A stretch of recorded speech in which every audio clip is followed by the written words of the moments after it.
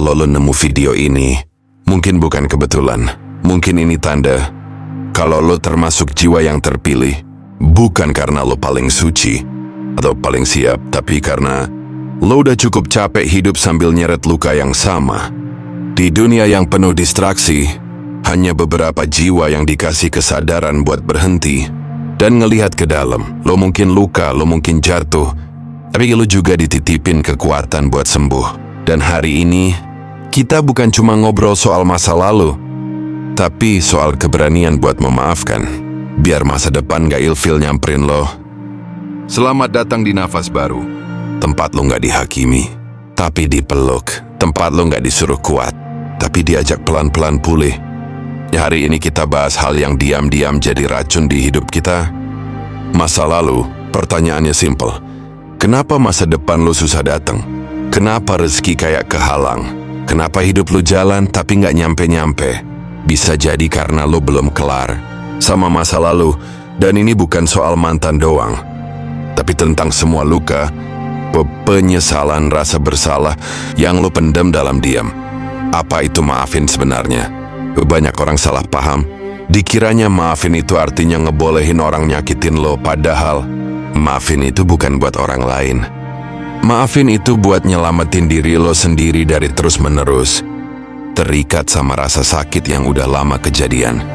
Dalam tasawuf, dimaafin itu bukan karena mereka layak, tapi karena lo layak buat tenang. Rasulullah sendiri pernah dihina, dilukai, dicaci, tapi beliau maafin karena beliau tahu energi kebencian itu berat dibawa, dan hati yang penuh dendam nggak bisa bersih buat nyimpen cahaya dari Allah. Analogi sederhana, koper penuh batu. Coba lo bayangin hidup lo kayak lagi nanjak gunung. Tiap langkah berat, karena di punggung lo ada koper gede, isinya batu semua. Batu kecewa, batu rasa bersalah, batu dendam, batu luka lama. Lo bisa aja terus maksa jalan, tapi coba bayangin kalau lo mau buka kopernya dan pelan-pelan buang batunya satu-satu. Jalan lo jadi ringan, napas lebih lega, fokus lo lebih jernih, dan lo mulai sadar, ternyata bukan hidup yang berat, tapi isi batin lo yang numpuk. Dalam tasawuf, ada satu prinsip penting. Tazkiyatun nafs, menyucikan jiwa. Lo nggak bisa deket sama Allah kalau hati lo penuh sampah emosi. Dan salah satu cara nyuci hati adalah dengan memaafkan. Dan barang siapa memaafkan dan berbuat baik, maka pahalanya atas tanggungan Allah. Surat Asy-Syura ayat ke-40.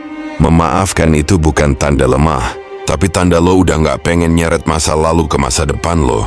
Karena kalau lo bawa terus, masa depan lo bisa ilfil sama energi yang lo bawa. Semesta bisa ragu ngasih rezeki ke jiwa yang belum berdamai.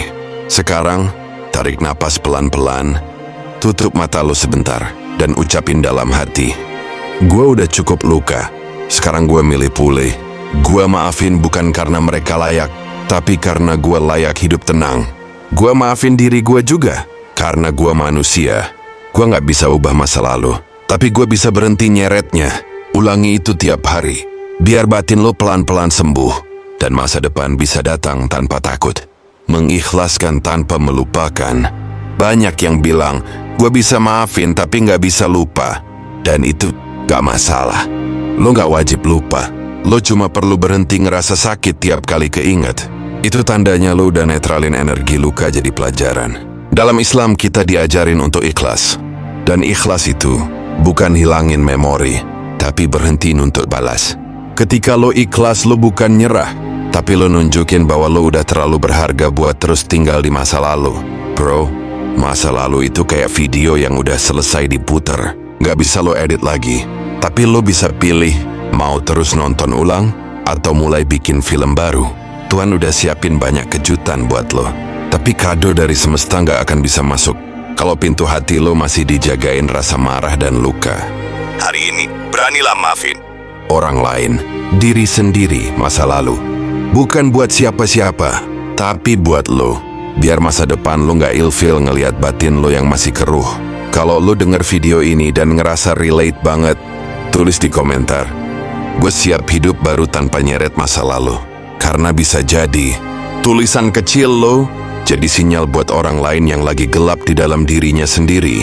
Dan ingat, nafas baru bukan tempat buat sempurna, tapi tempat buat mulai ulang pelan-pelan tapi sadar.